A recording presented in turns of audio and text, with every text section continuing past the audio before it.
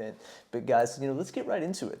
So, the curtain jerker, like I mentioned, we had Michael Johnson, the grizzled veteran Michael Johnson, going against a Daniel Zellhuber, a guy who has gotten a lot of recognition lately, especially for his valiant effort in UFC Noche last year against Esteban Rivovic. Definitely got. I mean, that was a great fight. I mean, if you're a guy that likes a nice technical stand-up exchange fight from start to finish, the rewatch factor of that fight is really strong.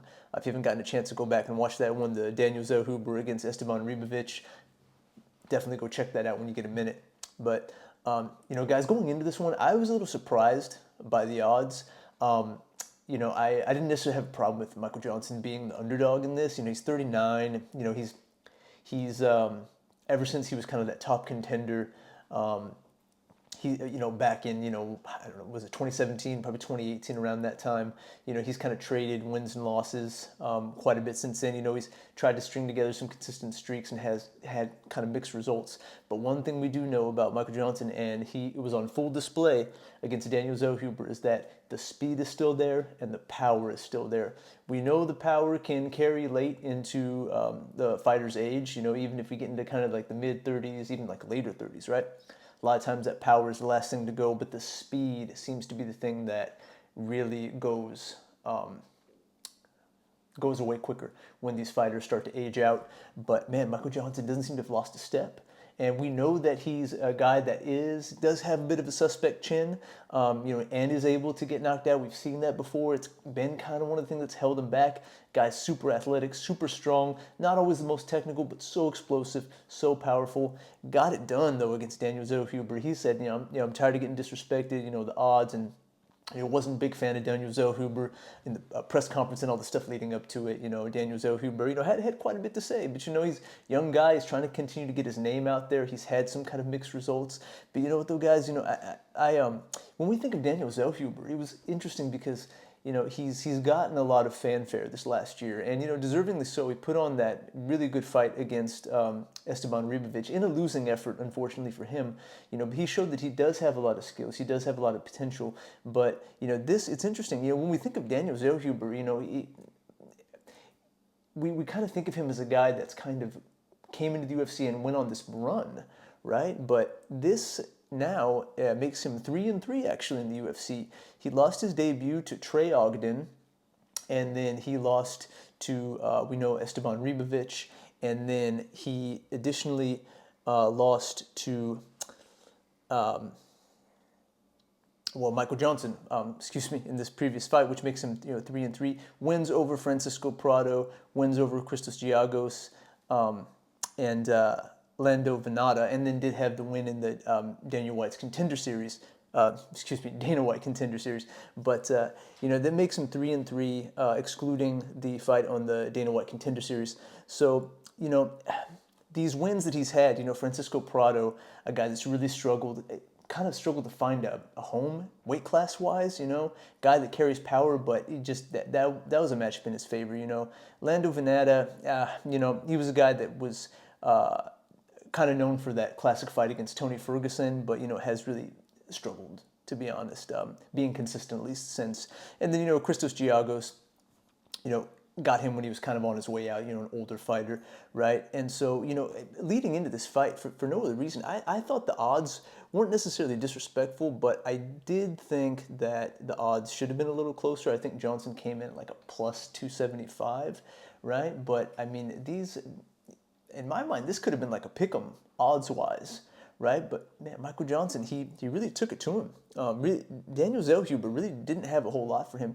Tried to turn it on a little bit more in that third round, but man, he had a hard time getting going. And another example of a guy that just seems to, I don't want to say a guy, just another example of a fight where these 3-round fights, these guys, especially with tendency with strikers, with the grapplers, they'll try to look for openings with the grappling, look for an opening with the takedown. But the strikers, some of these guys, they just wait so long to get going. And in these 3-round fights, you cannot wait around. You cannot take rounds off and expect to just climb that uphill battle or, hopefully get a knockout or a finish of some sort, right? And so Michael Johnson, and he wasted no time. He went right after him, won that first round, pretty convincingly. Looks like he got the unanimous decision, 29-28, all the way across the board. I would say Daniel Zellhuber's best round was definitely that third round, and Eric Nicksick, tried to, stress that with him. Not the only fighter. We saw that under Eric Nicksick, and it's interesting. There's been some criticisms. I was watching MMA Guru, and I guess one of the guys in the chat brought up the fact that, a lot of the guys lately under Eric Nicksick have had a hard time getting going, having that sense of urgency, and then they go into later rounds, and then, you hear Nicksick really try to light a fire under them, and by that point it's just too late.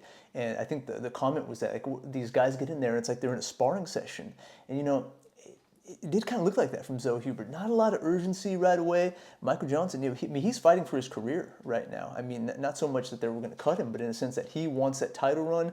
Great performance by him. Got that knockdown. Man, is there anyone that follows up more nasty from a knockdown than Michael Johnson? One of the things I love about him, when he knocks a guy down, he does not hesitate. Oh, you got jiu-jitsu on the ground? Don't care. Oh, okay, you got submissions from your back?